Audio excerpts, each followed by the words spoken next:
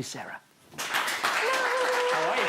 Hi. Lovely to see you. That's great. Hi, Come and sit how are down. you? Good. Hi. How are you? All right. You good? Nice to see you. So, going it alone. Yes. How is it? Scary. Is it? No. Yeah. What, after all those hits and everything? It's good, but music's in my veins, you know, it's always going to be there. So whether or not the band carried on, I was always going to carry on.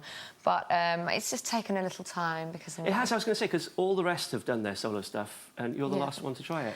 I guess, I mean, it's not that I haven't been working on material. I have been for a long time, but it's just that I've never felt like what I've been working on has been right or at the right time. And then I just decided to scrap it all and start again at the beginning of this year.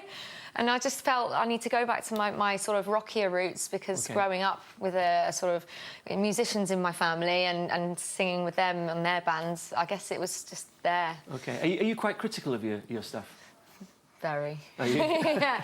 I'm my own worst critic, definitely. But that's a good thing in this industry. You've been around for so long. Yeah. Yeah. Oh, God, don't remind me. Well, no, but that's a compliment. You know, I've just told you. Having said that, 13 years. Yeah. That's scary. I remember watching it. But also, all those hits that you've had, you know, you've been on the huge platforms, you've performed in front of thousands of people. Is this like almost like starting again then? It is a little bit, yeah. It's kind of like starting out. Well, because, yes, I'm on my own. I don't really know what to say. It's a new adventure. And what do you want people to take away from this new music of yours? Well, because I've written this mainly, it's all about me, my life experiences. I'm hoping that it helps inspire other people, maybe if they go through similar situations that I might have been through in the past, or...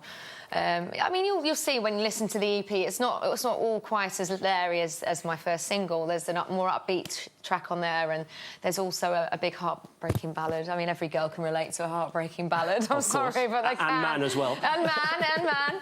So, you know, it's got a real mixture on there. And because I started only this year, I started again, and I wanted to be more creatively involved in the process and write more and help on the production side. I only had time really to get an EP, because if I didn't do it this year, I never would. Right, no, true. You mentioned you've always sung, and there's lots of music in the family. Your father was a session musician, wasn't he? Yeah, well, I grew up in and out of my dad's studio, singing with him, or my brother and his band, or getting up singing Mustang Sally and all sorts. Yeah, I never... Was that your favourite song then, was it? Yeah, my friends have barred me from singing that now because I just go to town on it. I just over-sing it every time. You've done such a lot within your career. We talked about Girls Aloud earlier on. You know, is musical something that you'd like to do in the future?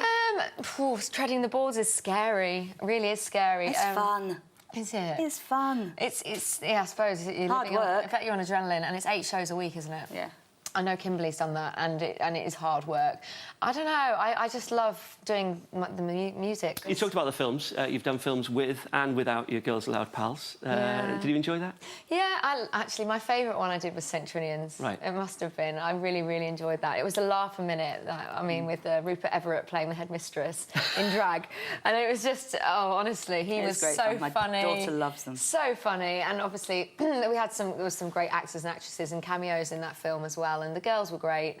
And it was just like one big party. It was great fun. And obviously, it was work. Yeah. And it was... You've got to enjoy what you do, though. Yeah, otherwise, I think it comes across. I even took we called them Banoffee coffee breaks. I used to make banoffee pie for everyone and bring it up to the trailer. You see, you two have got two things in common. Cooking. You've got cooking and curry in common. I'm not going to dwell on the curry. Did you enjoy it? I did enjoy it. Do you know what? As long as I enjoyed it, that's what matters. I know, and also, you know, lots been said in the press, well, some of the press and lots of social media, but that's always going to happen. You can't please everyone all the time. Exactly. It's been well noted. You can't please everyone, especially when you're a known face. Well, well, I'll tell you one thing. There are many people queuing up to slap Tracy, and you did a cracking job at it. Did you slap her? I haven't seen it. Well done. I threw a pram through her window once, but I didn't slap her. Yeah. Well, I've got to say, good on you for doing it. I'd love to be in curry. Listen, at the end of the day, I mean, it's my favourite soap and my mum's favourite soap because they're all from up north as well. Yeah, and you've done it. And I've done it, and I can say I've ticked that box. And you know, it was only a short stint, and I had my music coming up anyway. Yeah. So. And also, MasterChef, you were great. Although you don't like to follow a recipe, do you, girl? You like to put your own spin on it. Oh my God, I call it Manic Chef. I don't really take recipes out of books. It's brilliant. I put my own spin on things, and sometimes because I was rushing, I forgot to taste certain things. I nearly choked poor Greg. Oh, no. I put too much Szechuan on the chicken. I'd never cooked Asian food before, but I lifted one of the challenges was lift up this potato sack. There was a chicken and a pear, and I thought, I saw noodles, I saw coriander, I saw Szechuan. I went, OK, I'm going to hack this chicken up and make it salt and pepper Szechuan chicken. And I didn't realise how strong Szechuan can be. I've only ever had it when I've ordered my own Chinese in There you go. I don't think he'll ever have taste buds again, the poor man. Oh, God, I nearly poisoned the poor guy. Hey, listen, you're growing your own stuff now as well. You live in the country. I do. Have Oh, been for a vegetable little patch. while. And I have that, yeah. I got myself a couple of sleeper beds, and at the moment I've only got one in use. I've got a lot of root vegetables, but it has been more lively in the past. I've grown a lot more when I've been there. Okay. But I haven't had time to tend it. My mint's taken over. It's kind of grown all over my carrots, my does, beetroot, yeah. my leeks, everything. There's See, mint this is a everywhere. side of you that I'm sure no one expects, really, especially when you look so glamorous all the time, but there you are getting your hands no, dirty. once I get home, I'm literally, I'm in my, I just slob out and I just get the old gloves on, get the hands dirty. It doesn't bother me. Why was it so important for you to move out to the country? Why did you want that I change just in think your life? I was just a bit... I was just growing out of the fast-paced lifestyle of being in London, to be honest. I mean, I turned 30 and I just thought, oh, I'm knackered now. Yeah, fair enough.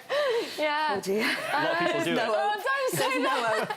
No, but You I live in the just country thought, already. You know what? fair Being in a pop band, you're on the go all the time, you're burning the candle at both ends. And I just thought, you know what? Enough's enough. I just want to settle down. Where would you like to see yourself in 5 years?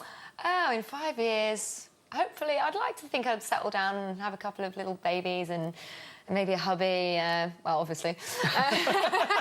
Babies first. No, I do things the right way around. I mean, my mum's Catholic. But, yeah, I don't know. I just want to be settled and hopefully still doing music. If I'm not doing music in front of the camera, I'm sure I'll be doing it behind the camera because it's my passion. Good on you. Yeah. Well, listen, you're going to perform for us today. Yeah. 2 live tracks. Can't wait. If you want to go and make your way to I the don't band... pick the easiest songs, by the way. Well, that's good. Well, one of them's yours, so it's your own Well, fault. I know. Anyway, lovely to meet you. And you. I'm really looking Thank forward to it. you. Thank you for singing Thank for you us as very well. much. Really lovely Take to see you. Thank you. Mwah. Thank you. Cheers. Oh, kiss as well.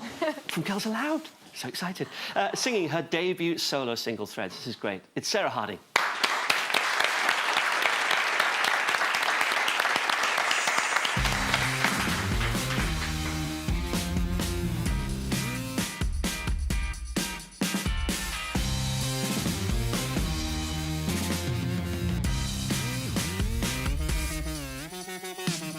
Bet you think now you're gone, got it figured out. Loose lips and ships think I'm going down. Kiss me out, babe, tripping over lies with some medicinal cause. Don't think I don't know what all this bull is for. Legally blonde, oh, but it ain't worth dying for. Ride it like a rodeo.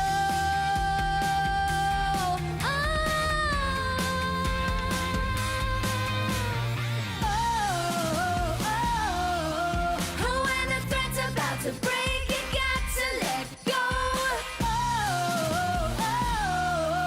You gotta let your body shake, you got to let go. Cut me up, let me down like a razor blade.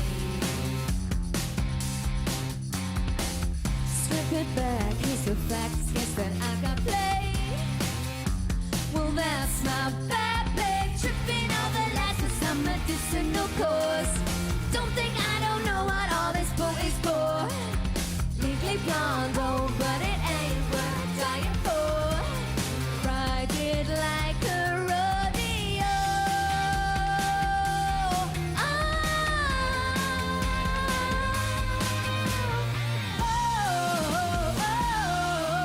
Oh, when the thread's about to break, you got to let go.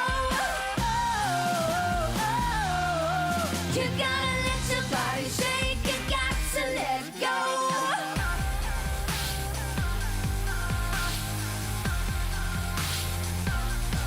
Let it go. Ride it like a rodeo.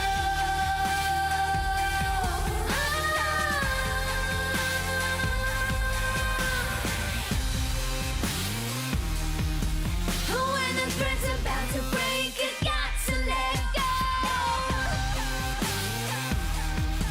You gotta